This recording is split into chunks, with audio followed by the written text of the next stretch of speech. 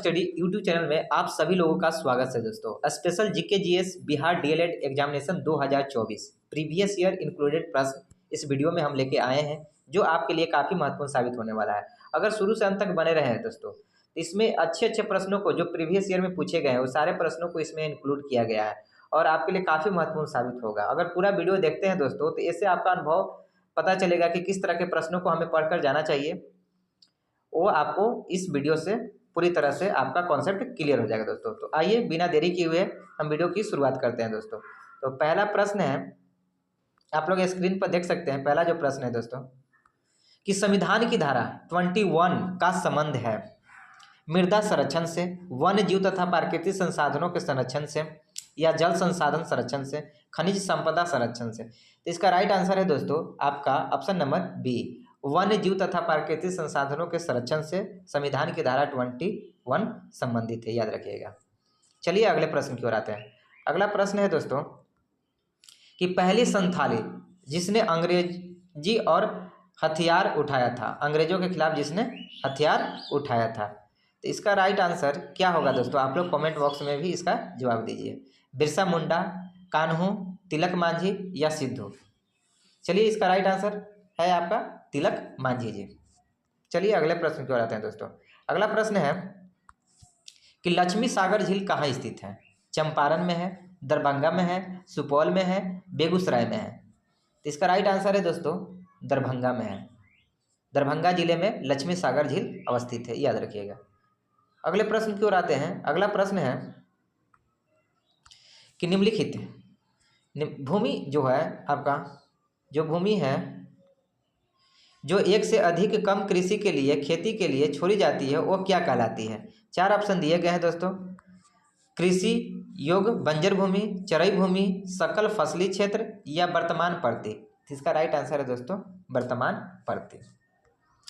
अगले प्रश्न की ओर आते हैं। अगला जो प्रश्न है कि आधुनिक युग में प्रत्यक्ष लोकतंत्र कहा जाता है किसे? ब्रिटेन में, फ्रांस में, या भारत में, या स्विट्जरलैंड में।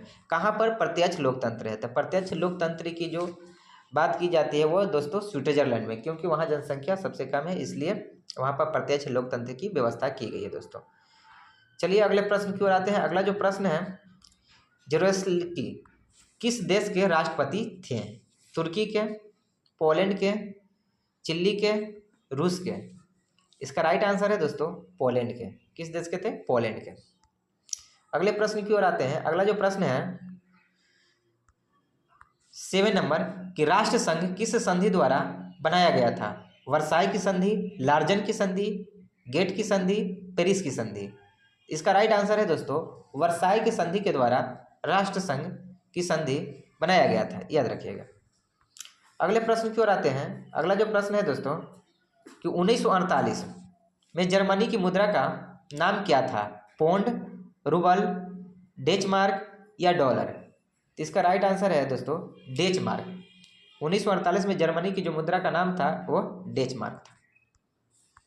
अगले प्रश्न की ओर आते हैं। अगला जो प्रश्न है कि निम्नलिखित में से कौन सा अनवीकरणीय ऊर्जा का स्रोत है? जंगल, हवा, कोयला, पेड़ पौधे। तो इसका राइट आंसर है दोस्तों कोयला। कोयला जो है आपका अनवीकरणीय ऊर्जा का स्रोत है। एक नवीकरणीय होता है, नवीकरणीय जो दोबारा प्राप्त किया जा सकता है, और अनवीकरणीय वो होते हैं जो एक बार इस्तेमाल कर ले तो उसे दोबारा प्राप्त नहीं किया जा सकता है, उसी को कहा जाता है अनवीकरणीय ऊर्जा दोस्तों, याद रखिएगा। चलिए अगले प्रश्न की ओर आते हैं। अगला प्रश्न है 10 नंबर, स्क्रीन पर आप लोग देख सकते हैं कि निम्नलिखित में से कौन सा ऊतक भ्रूण के एस्ट्रोडर्म से उत्पन्न होता है?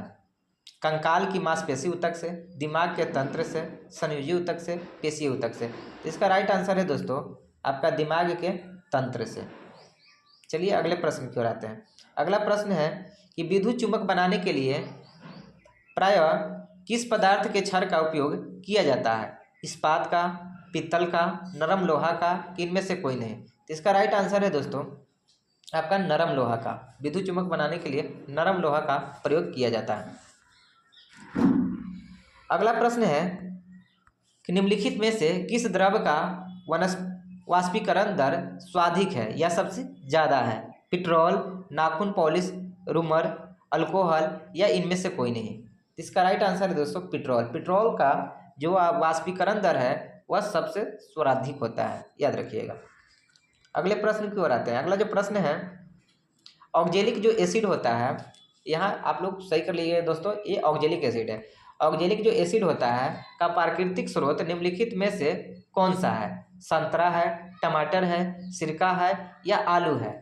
तो इसका राइट आंसर है दोस्तों आपका टमाटर। टमाटर में आपका ऑक्जेलिक एसिड पाया जाता है, याद रखिएगा। अगले प्रश्न की ओर आते हैं। अगला जो प्रश्न है दोस्तों, ये प्लाज्मा झिल्ली। प्लाज्मा जो झिल्ली है वो किसकी बनी होती है? प्रोटीन की बनी होती है, फास्फोलिपिड या प्रोटीन की बनी होती है, या प्रोटीन कार्बोहाइड्रेट या फास्फोलिपिड की बनी होती है, या प्रोटीन या न्यूक्लियोटाइड की बनी होती है? तो इसका राइट आंसर है दोस्तों आपका प्रोटीन, कार्बोहाइड्रेट या फास्फोलिपिड की बनी होती है प्लाज्मा झिल्ली, याद रखिएगा। अगले प्रश्न की ओर आते हैं। अगला जो प्रश्न है कि पृथ्वी पर जो आपका गुरुत्वीय त्वरण, यहाँ आप मिसप्रिंट है दोस्तों, याद रखिएगा। पृथ्वी पर गुरुत्वीय त्वरण का मान होता है, भूमध्य रेखा पर सबसे कम होता है, ध्रुव पर सबसे कम होता है, ध्रुव से भूमध्य रेखा की तरफ जाने पर बढ़ता है, या ध्रुव और भूमध्य रेखा पर एक समान होता है? तो इसका राइट आंसर है दोस्तों भूमध्य रेखा पर सबसे कम होता है, याद रखिएगा, और ध्रुव पर सबसे ज़्यादा होता है, और पृथ्वी के जो केंद्र है उस पर गुरुत्वीय त्वरण का मान 0 होता है। ये भी आप लोग याद रखिएगा। चलिए अगले प्रश्न को आते हैं। अगला जो प्रश्न है कि तत्व मैग्नीशियम सल्फर के साथ अभिक्रिया कर कौन सा बंध बनाता है? तो आयनिक बंधन, सहसंयोजी बंधन, या दोनों, या इनमें से कोई नहीं? तो इसका राइट आंसर है दोस्तों आयनिक बंधन। मैग्नीशियम सल्फर के साथ जो अभिक्रिया करता है उसमें आयनिक बंधन का निर्माण होता है। अगले प्रश्न की ओर आते हैं। अगला जो प्रश्न है कि घरेलू विद्युत परिपथ में उदासीन तार का रंग होता है, लाल होता है, हरा होता है, काला होता है या पीला होता है? तो इसका राइट आंसर है दोस्तों घरेलू जो परिपथ होता है उसमें उदासीन जो होता है, न्यूट्रल जो वायर होता है वो आपका काला रंग का होता है, याद रखिएगा। अगले प्रश्न की ओर आते हैं। और इसमें और अगर बात किया जाए तो मैं बता देता हूँ कि जो लाइफ वायर होता है वो आपका रेड कलर का होता है, और जो अर्थ वायर होता है वो हरा कलर का होता है। ये भी आप लोग याद रखिएगा। अगले प्रश्न की ओर आते हैं। अगला जो प्रश्न है कि लोकतंत्र के सामने सबसे बड़ी चुनौती क्या है? लोकतंत्र के सामने सबसे बड़ी चुनौती क्या है? उच्च शिक्षा की व्यवस्था, खाद्यान्न की व्यवस्था, लोकतंत्र को सशक्त बनाने की व्यवस्था, या जनसंख्या पर नियंत्रण? तो लोकतंत्र की अभी सबसे बड़ी चुनौती जो है दोस्तों वो लोकतंत्र को सशक्त बनाना सबसे बड़ी चुनौती बनी हुई है। अगला प्रश्न है कि निम्नलिखित पेय फसलों में से भारत दुनिया में सबसे अग्रणी उत्पादक और निर्यातक है किसमें? कॉफ़ी में, दालें में, चाय में या दही में? तो इसका राइट आंसर है दोस्तों चाय में।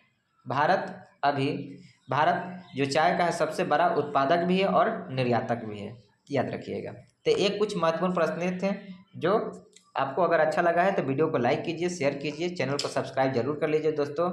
और ये PDF पाना चाहते हैं तो वीडियो में लिंक दे दिया जाएगा, व्हाट्सएप ग्रुप या टेलीग्राम ग्रुप से आप जुड़ जाइएगा, वहाँ पर आपको ये PDF मिल जाएगा आसानी से। और ये चैनल पर जुड़े रहें, इस तरह के वीडियो आपको आते रहेंगे रेगुलर। तब तक के लिए थैंक यू। जय हिंद, वंदे।